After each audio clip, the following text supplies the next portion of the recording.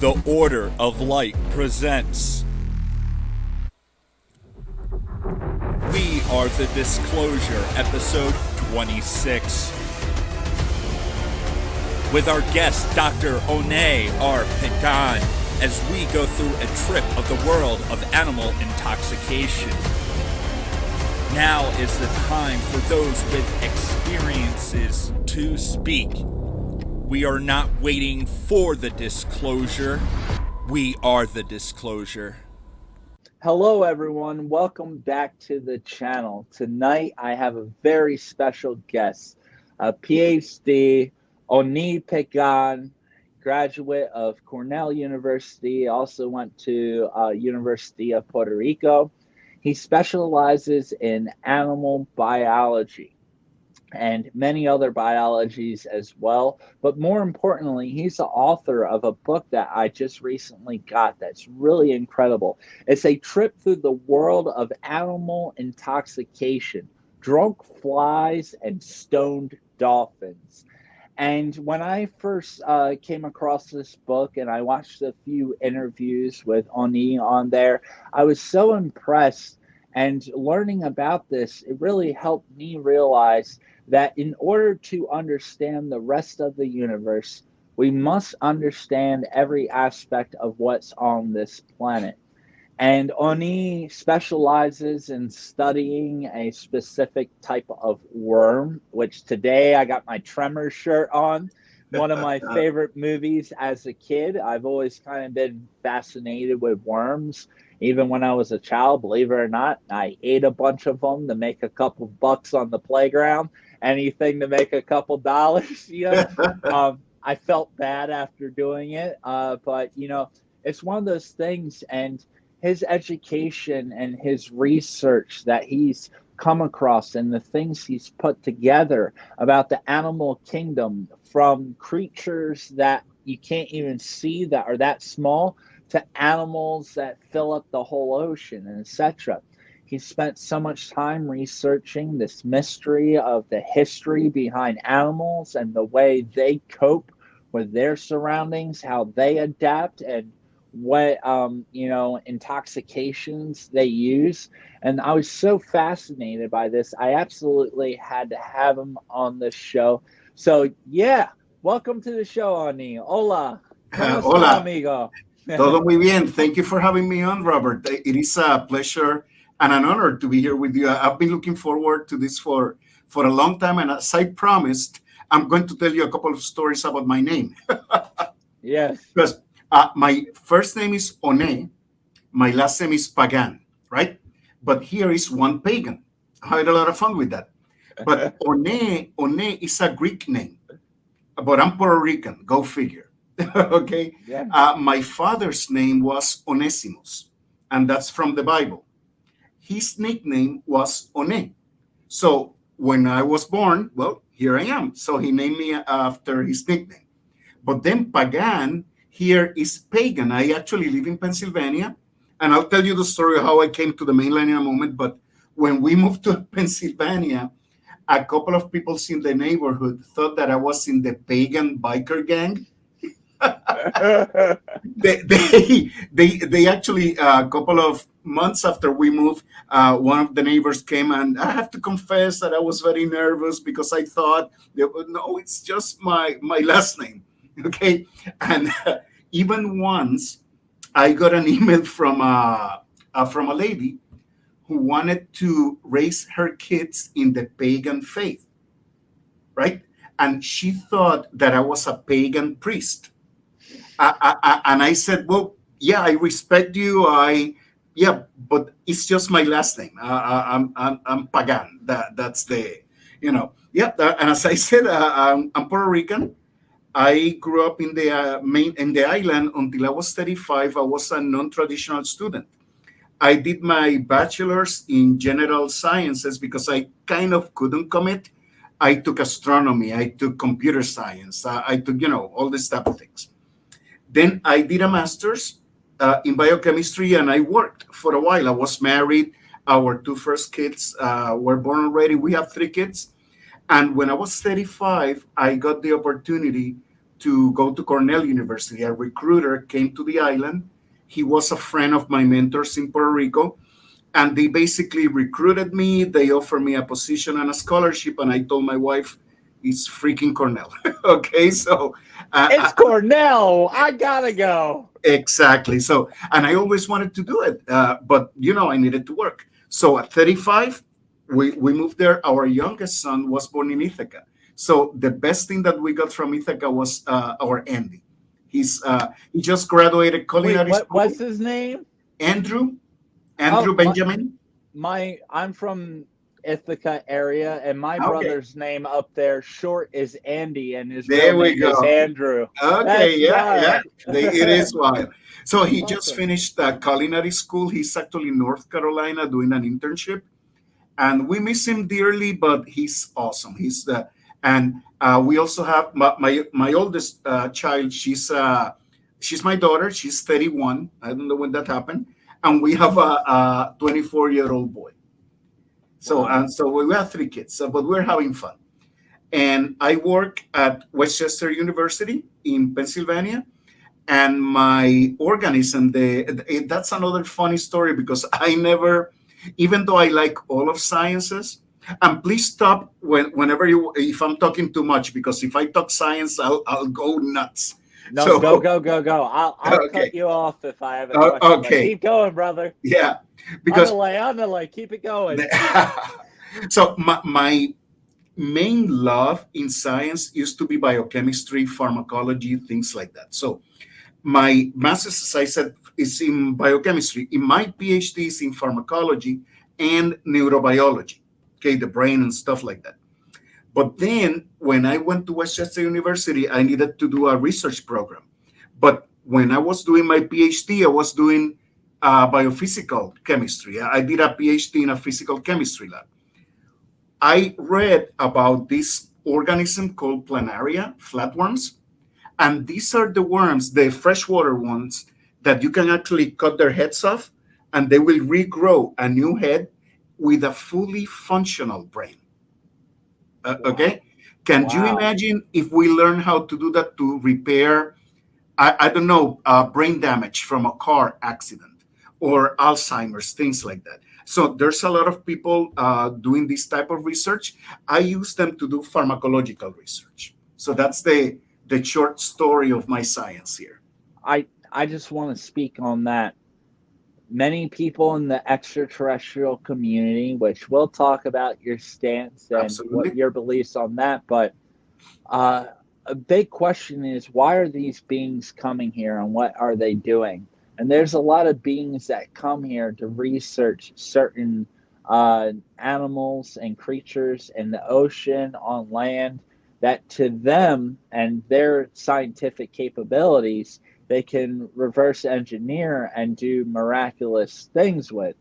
As you are mentioning, this worm that you can chop it in half and it will regrow, and not just reglow some sort of fleshy limb, but regrow a brain.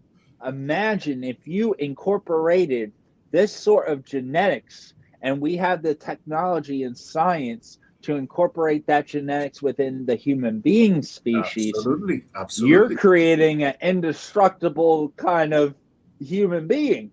That's incredible. That's mind blowing. It is. It blows my mind indeed. That's a perfect description.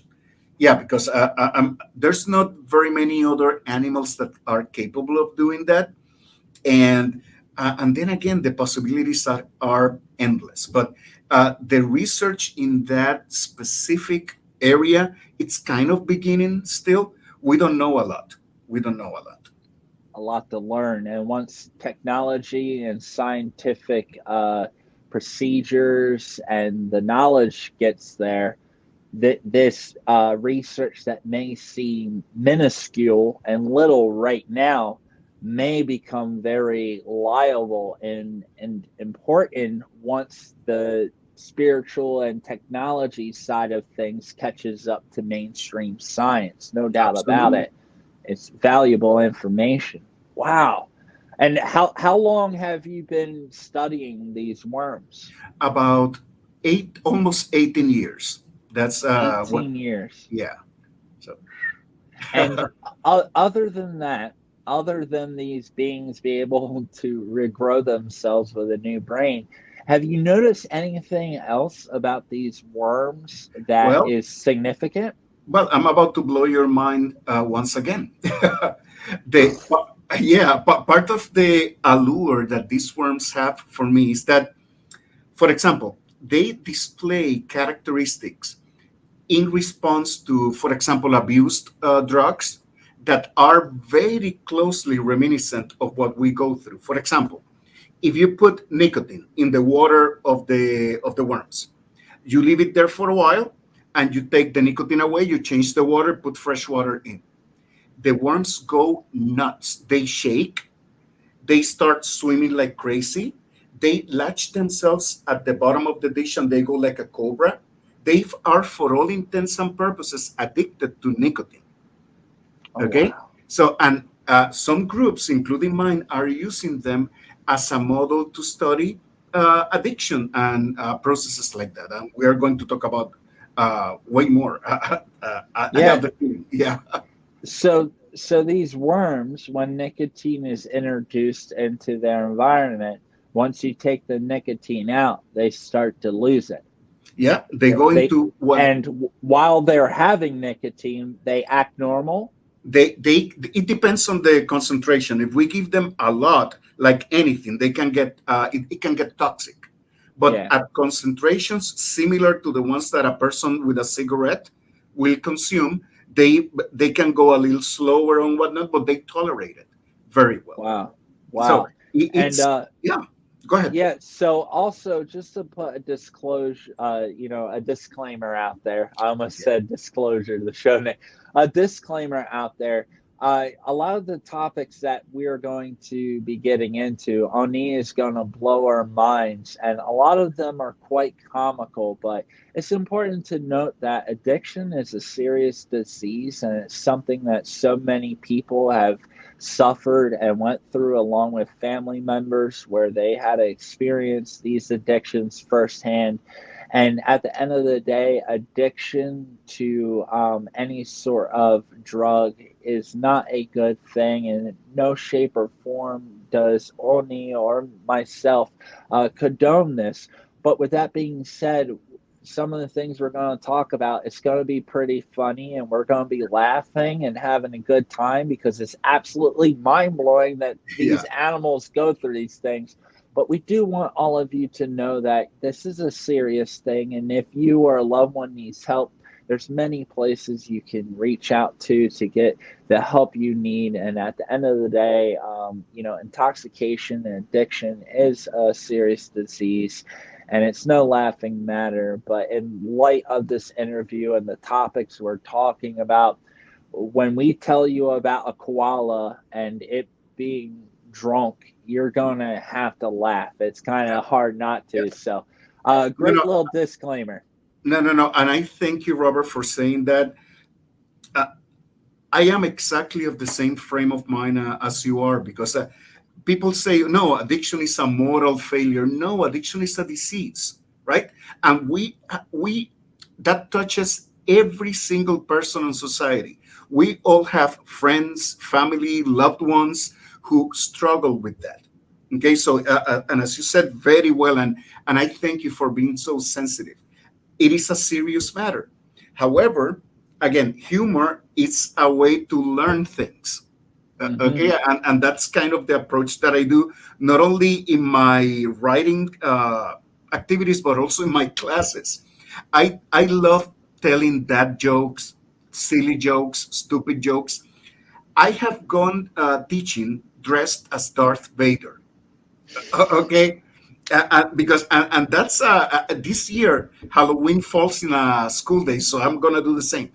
You know why I do this? There's three reasons. Okay, first of all, I'm a dad, and I love doing dad jokes. I love the groans and the eye rolls that I get from my kids. So that's I enjoy that. Second, life is too short to be all grumpy. I mean, and I can get grumpy. Don't get me wrong, but I just don't like it. All right. Yeah. The main reason is that we are all conditioned to a few minutes of close attention, followed by some distraction. okay, an email, a text, I don't know, a bug or something. My biggest class, I teach two sections of 250 students, okay, non-majors biology. And I'm up there in the stage and I see everything. When I see a significant fraction of the class that it's not quite there with me, if you know what I mean, I tell a pun, a stupid pun, a silly joke. To You grab know, their attention.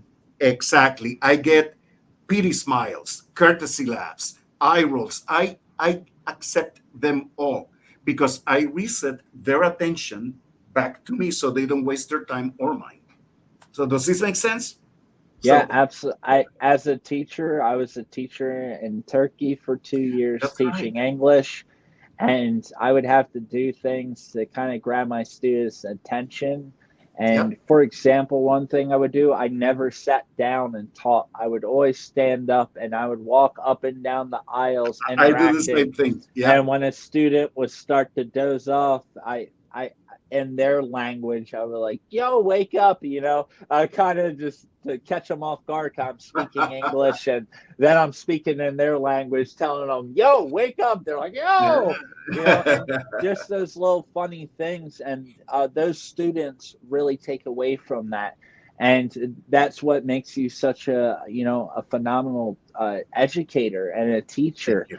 It's biggest part of teaching is anyone can get up there and read facts.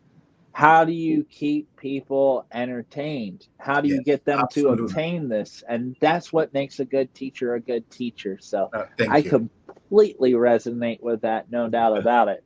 So Oni, moving in your research, Yes. through all the animals, and recently he sent his book, A Trip Through the World of Animal Intoxication, Drunk Flies, and Stone Dolphins, to me.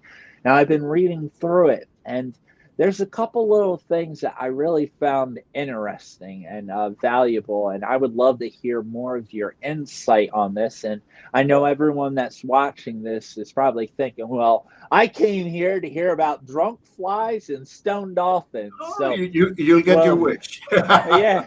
So, I kind of want to go down there, but a few very interesting things in your research that I've, read, and it's really got me thinking, and I've been sharing it with my friends and all of that. But if we could, one of the things you brought up that I thought was so important, because so many of us struggle with loneliness. We feel alone in this world. To all those people out there that are single and they don't have a mate or a loved one, they can feel very excluded. And sometimes this sort of depression and isolation can actually lead to intoxication Mhm. as a coping mechanism. And one of the things that really I found so interesting, because it's such a little tiny speck of an insect animal, is the drunk fruit flies. Yes. So, if you could you please go over some of the amazing things you've uncovered in your research about these drunk flies and what they do when they're not feeling up to par? Okay. So, well, there's I have to give a little preface before that because I just work with planarians. I don't work with fruit flies. But the idea for that book, which is actually my third book so far, uh, long story short, we'll talk about that later on. The thing is that drunk flies and stone dolphins came about directly from the research that I do because I kept doing research with my worms, well, the worms that I work with, okay, and not my worms. You know what I mean? Stupid joke. I'm here trying to entertain you.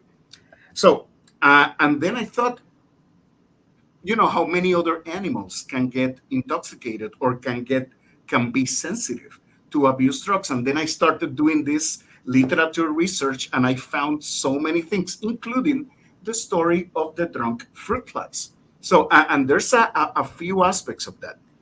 Did you know that when male fruit flies fail to get female companionship, right? They prefer fermented fruit as opposed to fresh fruit. They get lonely. They apparently they get depressed. We don't know about that, but they get drunk when they are rejected by. And we can all be. I was a young man once, so I mean we can all relate, and this is one of the humorous things. But it goes further than that because females fruit flies, they actually prefer to lay their eggs in fermented fruit when they see parasitic wasps around because the alcohol in the fermented fruit protects the eggs from the parasites. So Oh, it's like the combination, it's kind of the topics, the themes in the book. Sometimes the very same substance can be a nutrient, a medication, okay, or recreation, right? it's a tool. It's a Yes, tool to be used as it sees fit. And everyone that's watching this, when you've got lonely and you felt alone, many of us have found many different ways to yeah, cope with these things. Not just drugs or alcohol. Sometimes it's going to McDonald's every day and eating a cheeseburger. These yeah, are all different forms of intoxication. It's important to understand that. And what you just said about the fruit flies, when the male fruit fly can't get a woman, it gets all depressed. And for everyone out there, fermented fruit, all right, wine is rotten grapes, to put things in perspective to you. yes, And if I've seen videos online of people that leave like rotten fruits out when they have squirrels, and the squirrels would come and eat the rotten fruit, and like they get tore up, can't even go back up the tree. yeah. They love it. It's the same kind of situation. And when we're talking about these subjects, and I understand scientifically, we cannot assume that these bugs and animals have the same thought process as us human beings. But Thank you. when you hear these little stories, it really makes you wonder how different we are from these little tiny fruit flies that we're shooing away when we have apples and bananas out on our counter. You know? Exactly, because that's exactly the right idea.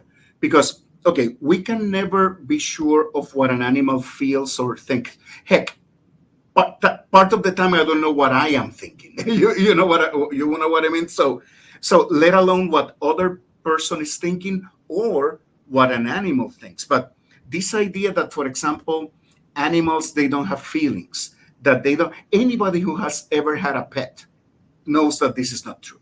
Yeah. Okay, and that's Personalities, everything. They're all exactly. different.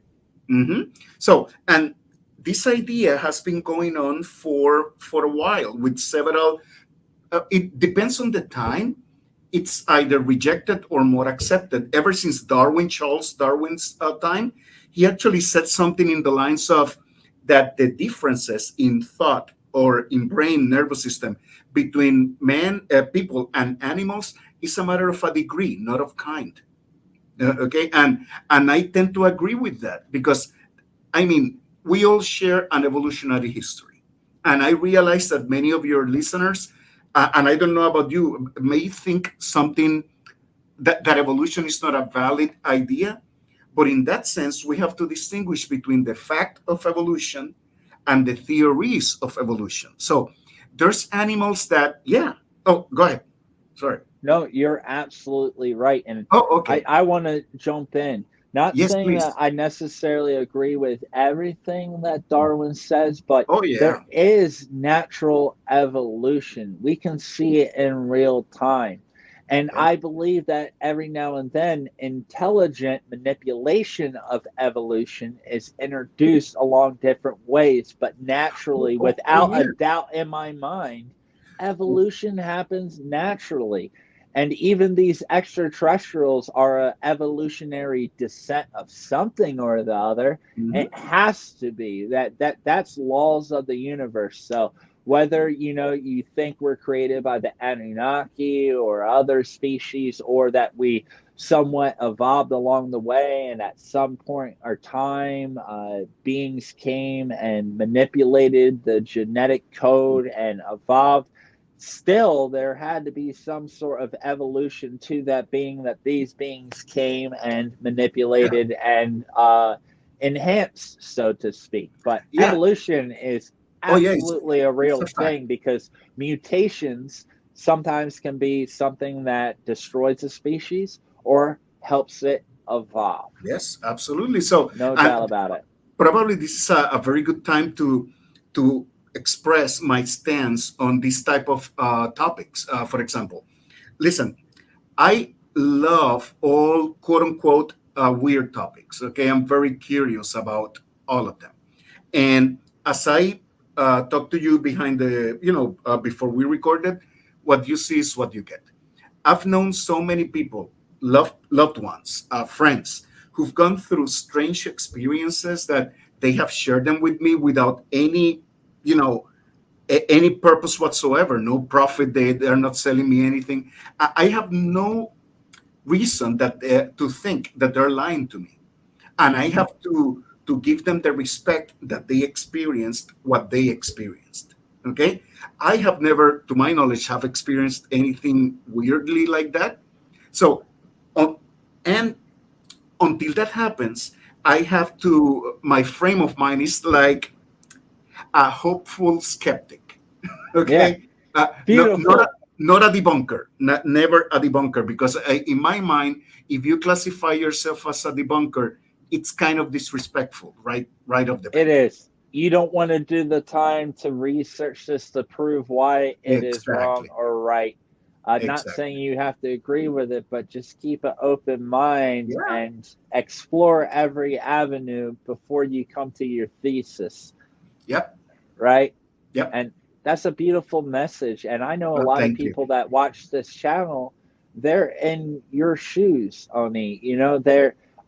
They haven't had a personal experience, but they're fascinated. And because we are human beings and the main pursuit is to have knowledge, we can't help ourselves to be fascinated with Bigfoot, extraterrestrials, paranormal, and ghosts, because Yes, too many people we know personally that aren't on social media, close family and friends that in confidence shares these stories with us with nothing to gain, nothing to prove. Who yes, are we to question others' reality? yeah. No Let different alone, than, yeah, let alone mock them. Yeah. yeah. So yeah, And so yeah, same with these animals and these small creatures. Who are we to, question how they do things and how they live? They're not questioning us. They probably can't even comprehend it. Or maybe they can. That's who part of knows? asking the Yeah, question. yeah, Who yeah, knows? yeah. That's something we'll keep saying over and over and over again in this episode. Who Yes, knows? who That's your knows? catchphrase. I read that a couple times. And the book, there's a few times you're like, who knows? Like, Yeah, you just leave it at that. And hey, if you know, go ahead and give your 2 cents. But yeah. yes, so amazing about these fruit flies. And like you said, it's a tool.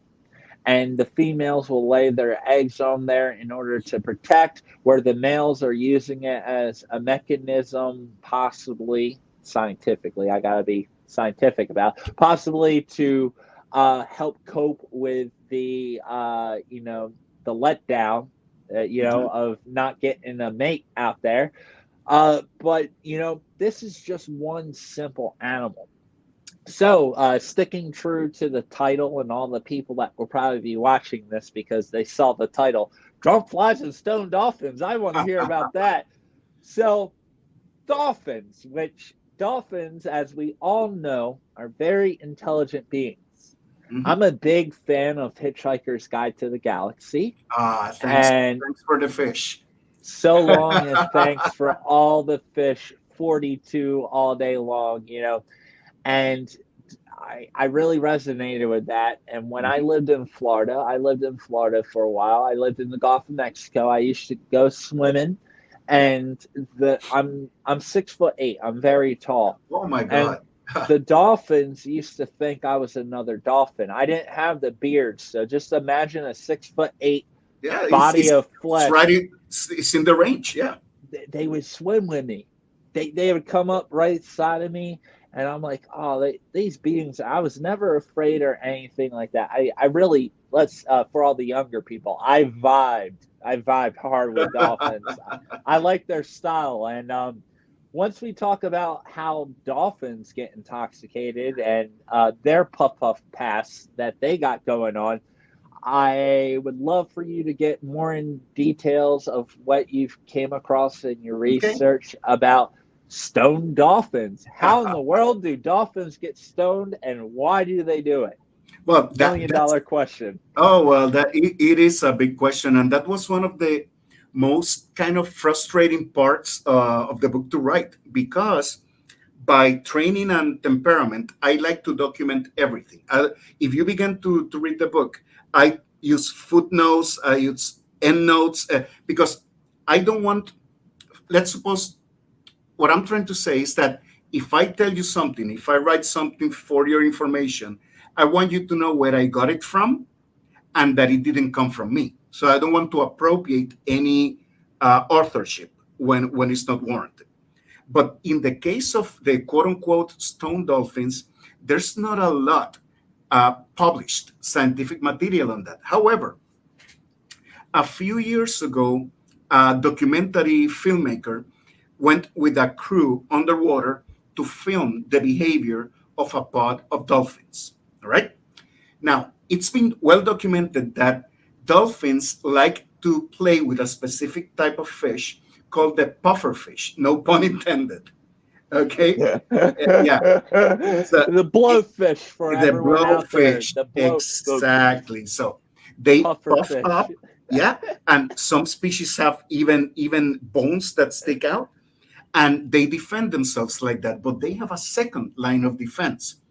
They produce a specific type of toxin, which is a really nasty one called What? tetrodotoxin. Okay, and is that toxin, is that found? I wanted to ask you Yeah, this question please. as a, is that toxin, that chemical, is that found in any modern day medication out of curiosity? No, no, no. They are Is it studying. poisonous to us? Oh yes, it is very toxic. It is very But toxic. It's but not to the dolphins. we don't know because there's many questions. They're fascinating questions, though. You know, when you go to the dentist, I have a point with this. Okay, when you go to the dentist, that they numb your gums with something that you feel a tingling sensation. Okay, the anesthetic is touching the same receptors that tetrodotoxin blocks. Okay, so let's put a pin on that for a second. So you get anesthetized with the local anesthetic. The dentists can do their thing and whatnot. But with tetrodotoxin, if you ingest it in very high concentrations, it will kill you. It will depress breathing and game over. Okay, so it's a given. However, dolphins, as you said yourself a few minutes ago, they're much bigger animals. Okay, they may be able to tolerate the dosages of. Oh, I haven't told you what they do with the pufferfish. Yeah, Yeah, the how do they documentary. do Yeah, oh, this? this is fun. This is fun. The documentary filmmaker filmed them, and they will. A dolphin would take, I don't know, a pufferfish. They will not eat it. They will nibble on it, pass it to the next dolphin.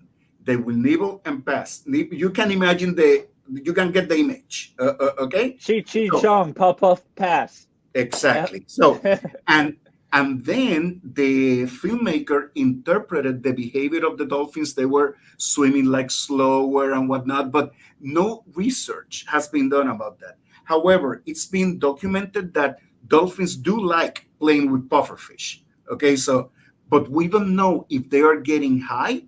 Okay, maybe their brain works differently, or if they just like the tingling sensation in their mouths.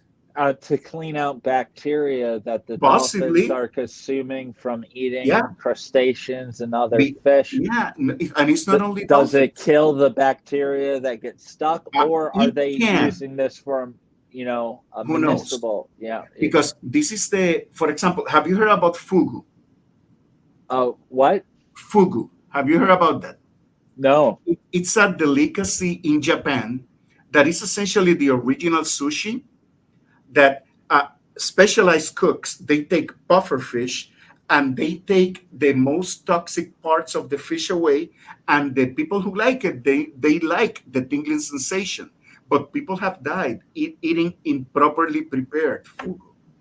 So I have heard of that, not by that name, but I've yeah, heard of them, and not just them, other aquatic animals that they have to fillet it and chop it just right exactly. because the smallest amount, and even sometimes with shark has a lot of zinc and mercury in Oh, them, yeah, there's a lot of and contamination about that. Yeah, you got to do it just right, otherwise you're going to get not a nasty. It's going to exactly. be bad dinner, bad Yeah, dinner. yeah, yeah. But the point is that we don't know what's the mechanism of why dolphins decide to do that.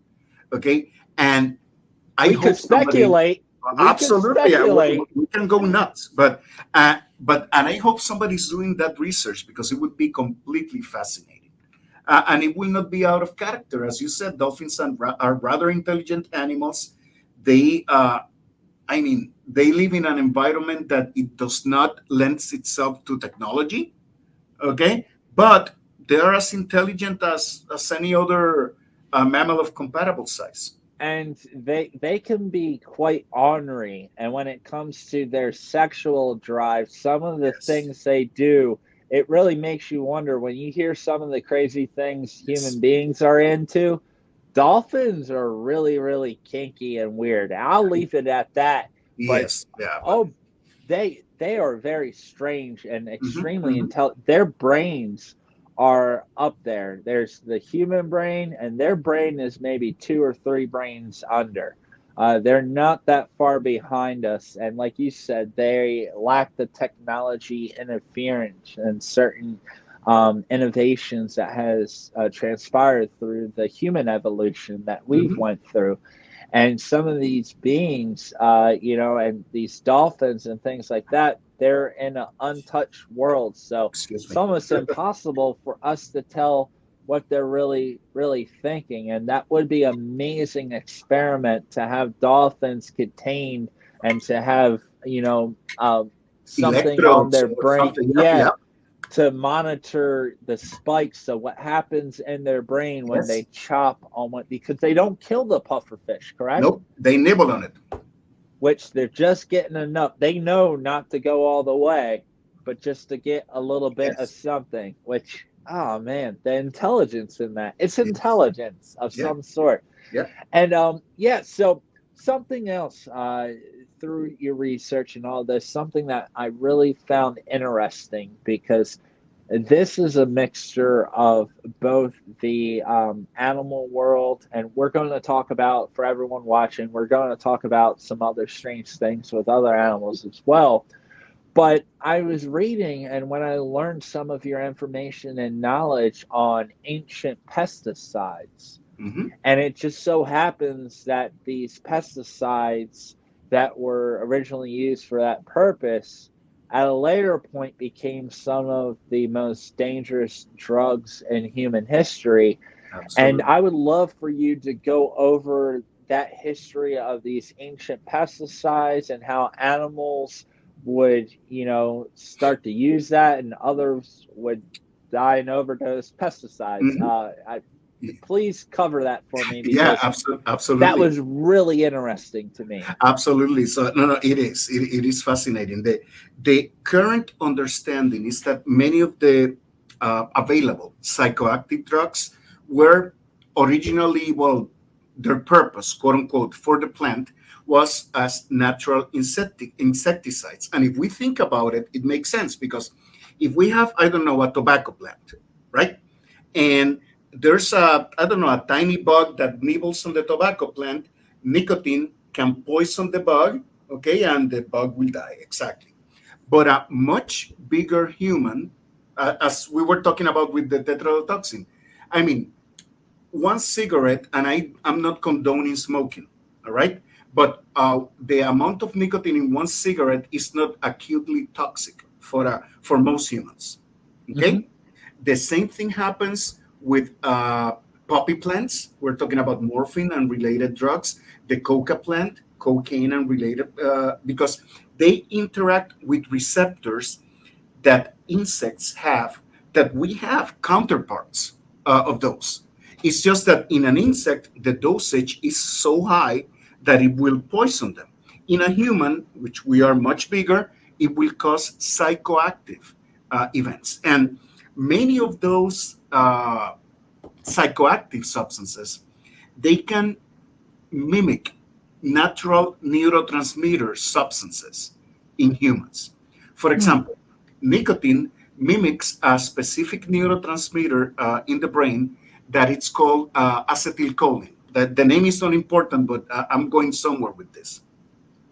One of the ideas that people have proposed is that, remember when we talk about the difference between medication or medication, recreation, and food, right?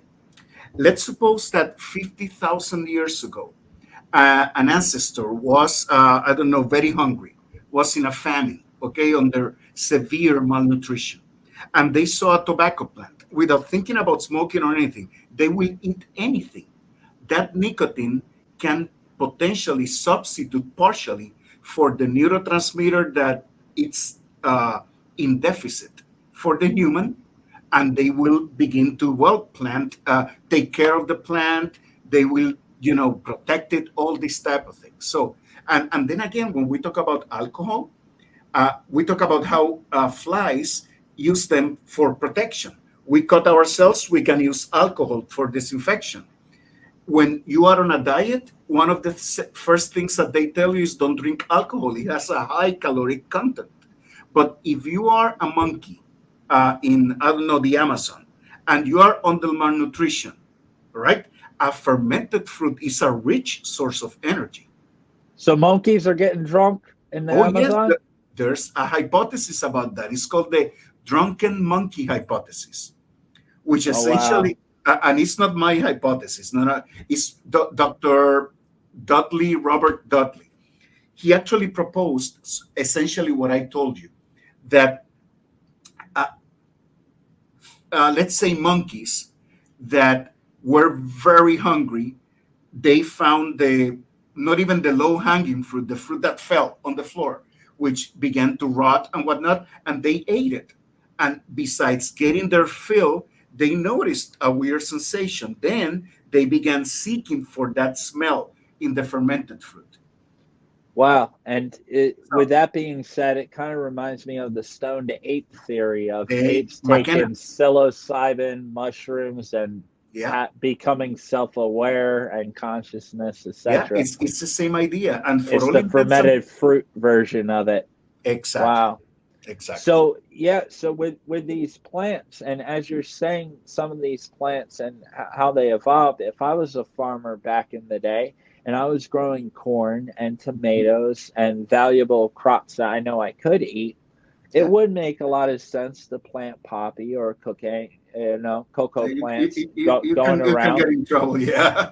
I mean, but the ancient Oh, people, long yeah. time ago, it would make sense to stop those bugs from eating your harvest, to plant Yes. them around. And I'm sure at some point they witnessed larger animals, for example, a buffalo or a deer, coming up eating those poppy plants, right? And then they noticed that that deer or buffalo was laying out in the field and looking up at the sky for hours, but not dying. Yeah. And could that have helped them say, hey, maybe we can use this as medicine? Is that what happened? Yeah. Many people say that's the case. Actually, the fact is that people think. Well, I'll go back for a second. Legend says that we discovered coffee because of a goat farmer in the Middle East who actually, they took his goats for foraging, and the goats nibbled on these berries from a plant, and then he noticed that the goats got very jittery, jumping and whatnot. He tried them, well, coffee, tea, and everything else. So it is a virtual, Guano coffee. That's yeah, in the oldest. It's a yeah, feces, essentially the oldest. And I lived exactly. over there. I know the stories. You're Yeah, absolutely right. yeah, it is a virtual certainty in my mind that we learned of the psychoactive effects of many plants by observing animals. Through Okay, so all human history, it yeah, seems to be. exactly. Yeah, absolutely. Yeah, I have Wow. no doubt in my mind. And I drink Cafe Bustelo. I drink that real That's espresso. that's the real thing. Muy bien. Whoa. Hey, man, it gets you right rocking. Yeah, so wow, that's incredible. Very, very interesting. And I remember reading through your book, another great animal, and I want to keep touching on some of these animals. I know people love these fun little animal facts. But one of the parts in your book that you mentioned was some excerpts of early, very early documentation of koala bears getting super drunk. Yes, Uh, can you go more into that? Because I have a absolutely. lot of friends from Australia, and I'm sure they'll really, really appreciate this one. Yeah, actually, that's I'm more than happy to talk to you about that because that's my favorite example in the book. Because when I started doing research, one of the most beautiful things about research, at least to me, is to find out things that I had no idea about. Okay, so and another philosophy that I have is that I try to go as far back as I can. And nowadays it's easier than ever because you can find virtually papers from the 1700s, old books on the internet. So Charles Darwin, who we talked about before, he was a prolific letter writer. And when he went back to England, he would write to anyone and everyone about asking for information, weird things about that.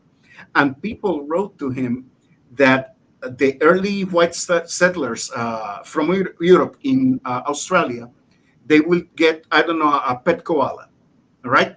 And the pet koala will, there's descriptions that the pet koala will go on the shoulder of the person, pull on the sleeve, and ask for a zip of the beer that they were drinking. Not only that, they will steal the pipes, the tobacco pipes of the settlers, and they will chew on the tobacco. Okay? To me, Oh, a koala is like a cute little bear. oh Exactly. yeah. It's like Winnie the Pooh. I cannot imagine Winnie the Pooh being drunk. No, You it's know? hilarious. It's ridiculous. Yes, and Wow. that's it's documented, and it's there, and it's And my these favorite. were koalas that were going out of their way. It's not like they must have went out of their way to have that at some point. It's not like these people were giving it to it. Oh yeah, no, yeah. It They was probably just tasted. Yeah, accessible. it's not that they were hungry and they were trying to eat anything. No, they were pets. They were well fed and everything. So yeah, They just wanted to do it, yes, which explains a lot of the human condition at yeah, the end of not the not day. so different after all. A lot of us do things that are very questionable, no doubt about it, throughout our lives. It's a learning experience, but Yes, there's some hope, I believe, in hearing in nature that all things are prone to the same kind of situations and coping mechanisms. absolutely, And what works for one species, one species trash can be a other species, fix, so to speak. Very interesting, yes, and that absolutely. these are always used as tools. Now, in your research, so we've covered some of the biggest ones, but there's definitely a lot of other examples of intoxication in the Mhm. animal kingdom. Are there any other stories that really stood out to you, especially things you've talked about in your book? And has there been any other animals that do anything kind of quirky or go out of their way with some sort of intoxication? Yes, actually, there's another Australian animal, the wallabies. You know, Uh, they're kind of, I don't know if I'm saying this right, but they're like mini kangaroos. Hmm. Okay, the wallabies, and there's been documentation that some populations of wallabies, they raid poppy plantations even when they have food available. They go out of their way to raid poppy plantations, and they walk in circles. They make like a crop circle, walking in circles when they get high, and that's documented. Wait, and you would think koalas are very small compared to human beings, and unfortunately, going back to when I was young, I had a stepsister Christmas morning overdosed on heroin, which is essentially poppies. Yeah, it So sucks. it's okay. But my question is, obviously, all it takes is one time for a human being to overdose. Mhm. Are these koalas overdosing, But or what's going on with that? the thing about it is that my feeling is that they don't eat enough amount because they get high before they get poisoned, right? Because they're consuming it by chewing on it Exactly. versus into the bloodstream. Yeah, because when an Okay. addict, like you mentioned, it's injecting the purified compound. It's like a one, not even a one-two punch. A really, oh brother, it's like it's concentrated. It's Yeah. concentrated, and the higher the dosage of anything, the more toxic it can get. Also, when something is ate, it takes longer, an hour or two, for it to really feed into the blood Yeah, system. and it So can be it's get digested or metabolized and everything. Yeah, absolutely. All of that takes uh, comes into play. and and for example, look at morphine, one of the most popular medications used, especially in the Civil War, etc. So many Mhm. other things, very common all around the world, and people weren't necessarily dying from that. It's because it was at a different rate. I Yes. guess you would say, and it goes back to these things being a tool, whether the poppy plant is being used to keep bugs Mhm. away that do overdose on that plant, if it's to keep medication to numb people having surgeries, or the wallabies running around consuming all this. Yeah, That's incredible. and it's funny, and again, it's sometimes it's tragic, but this particular case, I can see them in my mind hopping in circles. Going around. Yeah, exactly. Wow. And one of my questions is, and I know a lot of the people that follow this channel, they've done a lot of research in psilocybin, mushrooms, and etc. Mhm. Are there any animals or insects or anything in the animal kingdom that you have found that have had some sort of connection with abusing those substances? Yeah, not that I know of, and that's an even more tricky proposition because when a person takes psilocybin or a hallucinogen, all right, I mean, who knows what does a dog hallucinates about? Okay, so even two people that take the same drug will hallucinate completely different things.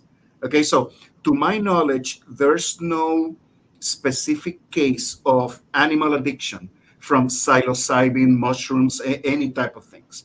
But we know colloquially that if we give them, uh, I'll have to preface a little bit because there's a types of animals called sea slugs. Okay, Oh yeah, yeah, yeah, okay, yeah, so yeah. like just like the slugs that we can find in a garden, there exist marine varieties. There is a paper that they argued, and they have a good reason to do so because you will see what I mean in a moment. That certain sea slugs can get amphetamine-induced hallucinations. Okay, how they figure that out? Okay, they yeah they those sea slugs, they have a very easy behavior to observe. Okay, you touch them, they swim away, like they get into overdrive and they swim away from a perceived threat. Okay, these scientists, they learned that sometimes people on amphetamines, they can get hallucinations, and they ask the questions: could amphetamines give hallucinations of to sea slugs? So they gave some amphetamines to sea slugs, and absolutely, sometimes in the presence of amphetamines, without touching the slug, they will swim away as if they were running away from an invisible enemy. Okay, that is, Hallucinate. Yeah. yeah, it's suggestive, but not proof. However, they were, remember when you were talking about electrodes in dolphins' brains and whatnot? They did that with the sea slugs, and Oh wow. they were able to correlate that brain circuit in the sea slug responsible for the hallucination that got activated with amphetamines. It's mind blowing. It's mind blowing. Wow. So that's the only example that I know about hallucinations and animals. However, And oh, go ahead.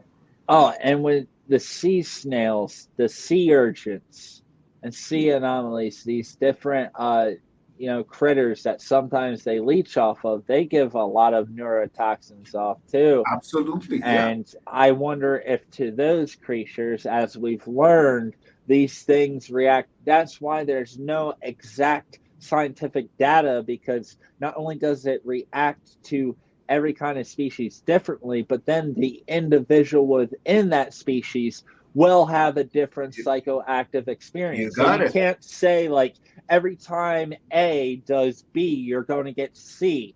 It Yeah, don't work like that. People have good trips. They have bad trips. It's the individual yeah, and the individual species. yeah. Wow. It's the individuality of the organism. For example, we don't have to go to hallucinogens. If you and I get a headache, you may need, let's say, Tylenol, and I may need aspirin. Okay, and one will work with you and not for me, and vice versa. Same thing with any other drugs. It's a running joke in my family that I get dizzy with one beer. That knocks me down. Lightweight. I'm a total lightweight. I'm a total lightweight. Okay. And as you know, many people need more than one beer to get the same type of, effect. So it's, Man, there you go. So I it's, need a whole barrel of whiskey. I come from the old moonshining family. I need a plus, whole barrel. plus you're a big guy. You're a Yeah, big tall six guy. foot So eight, fast metabolism. I have yeah, a very fast metabolism. And these sorts of things play a factor because animals are no different. Some yeah, animals have higher metabolisms, others have exactly. slower.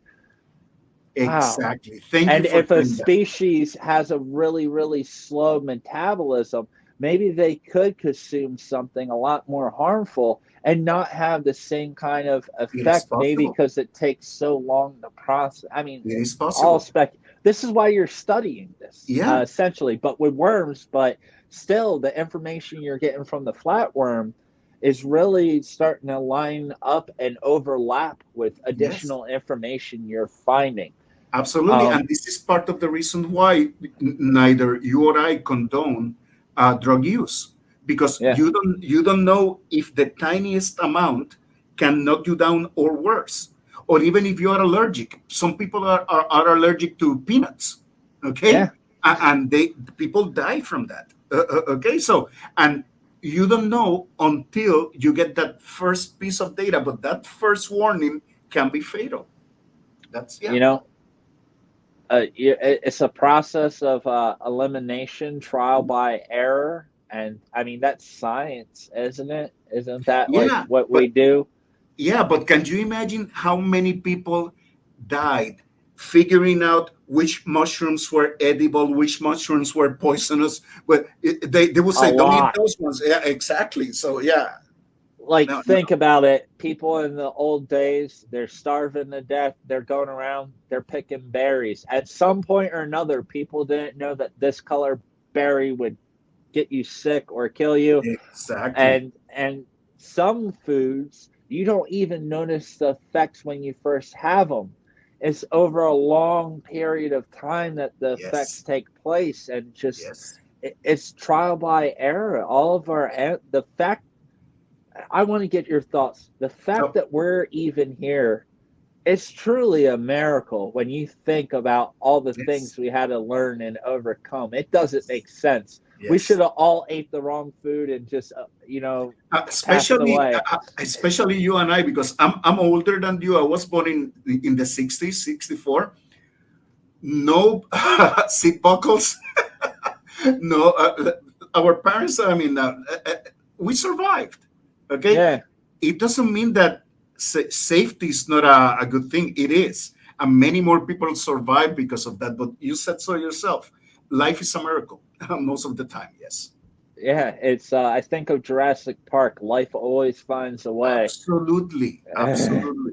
It's it's so true, and I guess the only way we can make great discoveries is by making a few mistakes Yeah. along the way.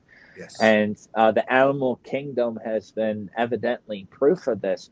And are there any other animals in your research or insects that you've came across that had an interesting reaction, or is there any species out there that, for example, when they get sad and depressed, they'll eat something that just ends it for them? Or is there other animals that are trying to cope with something and using, Okay. substances?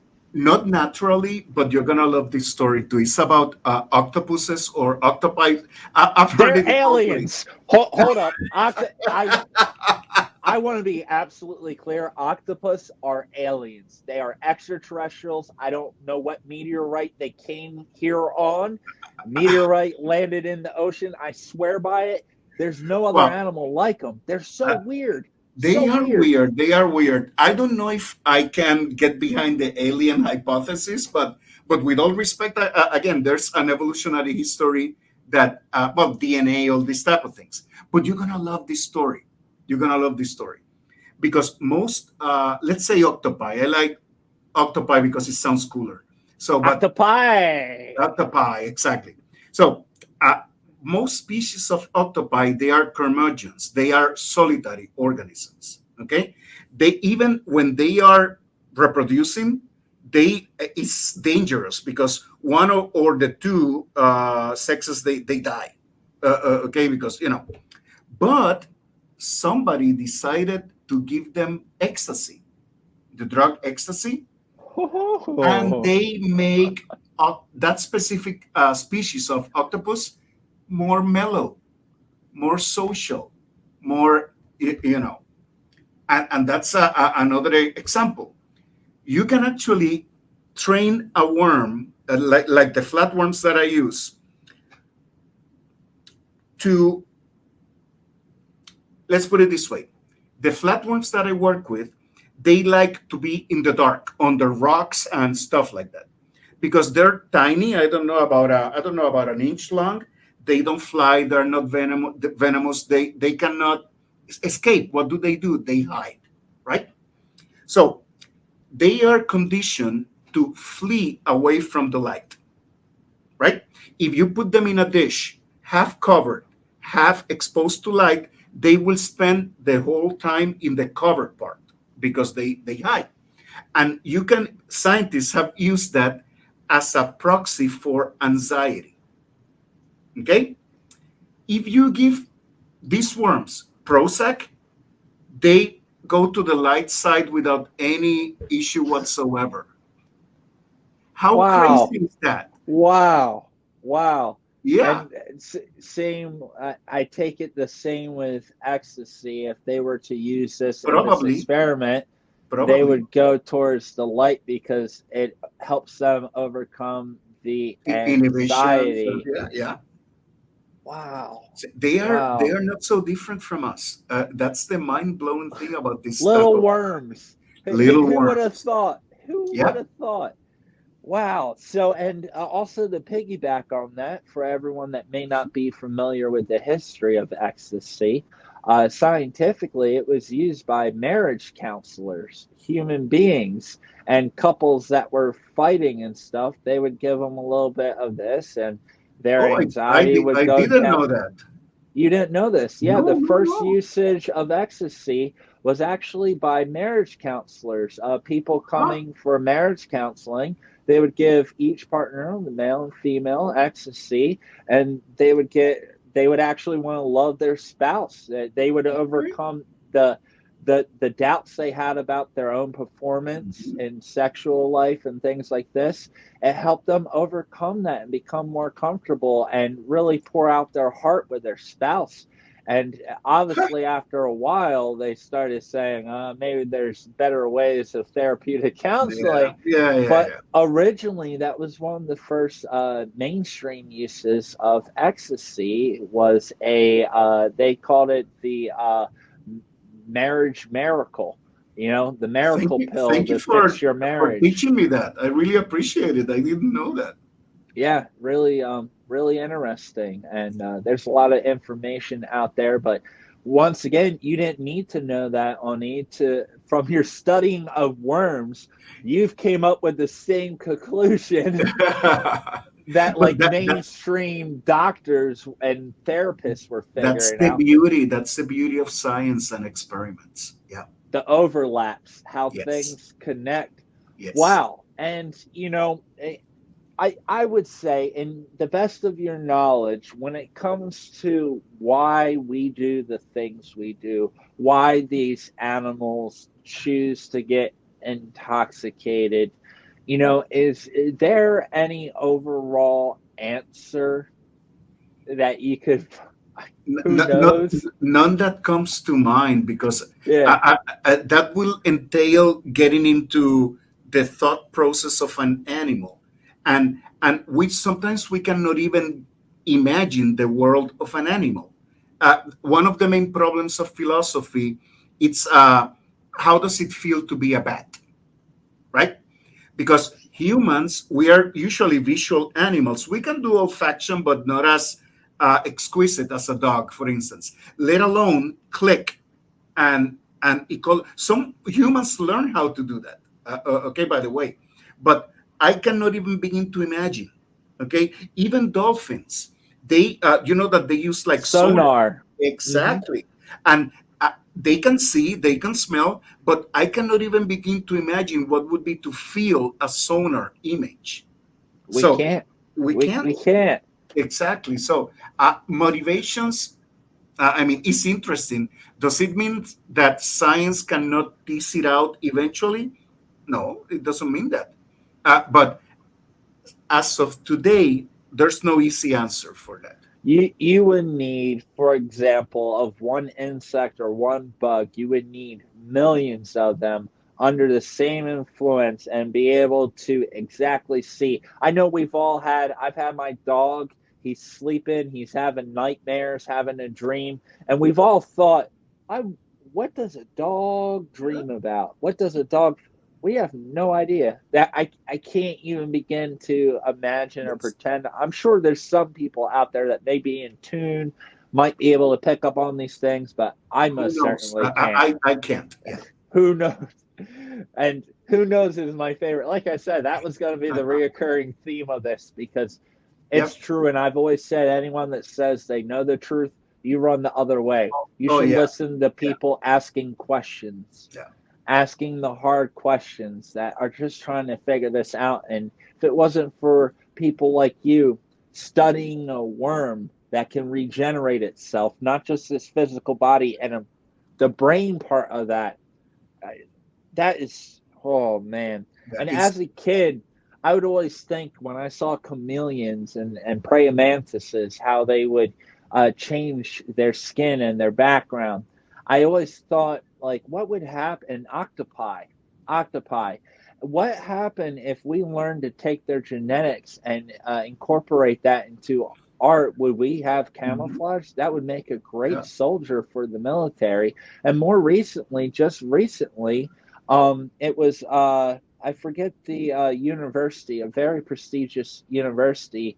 They created a mouse embryo with just stem cells, no eggs, no semen. Oh, I heard about it. That's so. To be frank, sometimes that scares me a little bit. Yeah, it, Um, it, it is scary. I yeah, agree with you. yeah, because I'm all for science and I love science. I'm a nerd. I'm a geek, but sometimes we we want to run before learning how to walk. We may have the technical know-how to do things, but we don't have the moral compass to guide us properly. Technology is up here, spirituality is down here. When they're Absolutely. not the same, it's out of balance. And people in the UFO community, speaking to everyone watching this, all of us say this is exactly what made the grays. And if we're not careful, we're going to become emotionless beings with gray skin that don't eat or nothing, and it screep through our skin if we keep it up. And we'll just transfer our AI consciousness into a some sort of stem cell created. It's a dangerous, slippery, slope. Any way you look at it. It's one thing to take eggs and semen and mix them of different species, and you still have that organic life being mixed and created. But when you start to create something so far Yeah, outside of yeah, there, from the scratch.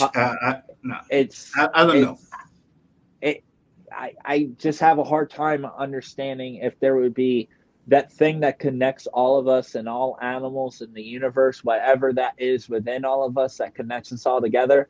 I'm afraid that whatever those things are won't have whatever that piece is. Yeah, And it's scary. I'm it sure is we're going to scary. get a lot of comments in there, but Yeah, uh, I just wanted to back you up. You're not wrong for thinking that. And yeah, it's sketchy, and a lot of people have their own thoughts and things, and yeah, it's a lot.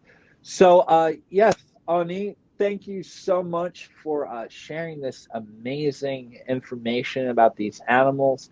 I highly suggest everyone go in the description. I will have a link for his book, A Trip Through a World of Animal Intoxication, Drunk Flies and Stone Dolphins. It's a phenomenal book. And one other book I wanted to bring up before we continue is you made a science fiction novel about autism. And autism is, it's a short story. It's a short story. Yeah, yes, yeah, but I think it's absolutely amazing. Autism has been something that has really been brought up on my show a lot. And yeah. when I was very young, I was slightly on the spectrum Okay, myself. And I just thought it was really interesting, and I would love for you to, just talk a little bit about that too. okay. And I'll have your website in there so people Yes, can so check it's that out. absolutely free. They can download it for free. Remember when I told you about my kids? My daughter, she's a psychologist and she works with children with disabilities. My youngest, who is the pastry chef, and our 24-year-old, he's autistic, and he's a delightful young man. I mean, he's affectionate. He will tell you everything about the Olympics and everything. He will also walk in traffic if unsupervised. Okay, so Mhm. I one of the idea of the short story is that as a father, okay, and my wife feels the same way.